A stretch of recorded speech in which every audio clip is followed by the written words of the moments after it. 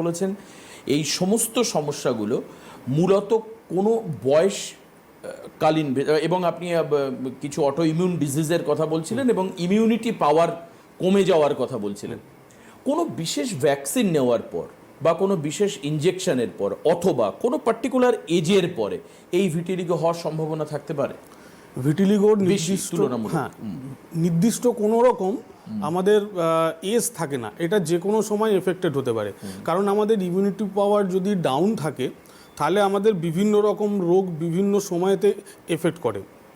যেমন এখন খুব অল্প বয়সে রিউমাটয়েড আর্থ্রাইটিস হয়, যাদের এই যে অ্যানিমিয়া রক্তাল্পতা যাদের থাকে, একটা শুরু থেকেই দেখা যায় যে রক্ত কম, তো সেক্ষেত্রে কোনো রকম বয়স এটা দেখা যায় না।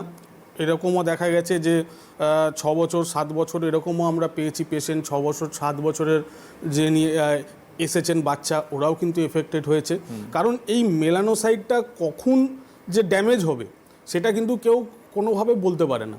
কারণ কখন আমাদের ব্যাকটেরিয়াল এফেক্ট করবে আমাদের স্কিনেতে, কখন আমাদের একটা আল্ট্রা রে যেটা এফেক্ট করবে, কিংবা এই যে কজগুলো বললাম আমাদের জেনেটিক যেটা চেঞ্জ সেটা যে কখন হবে সেটা ঠিকমতো বলা যায় না।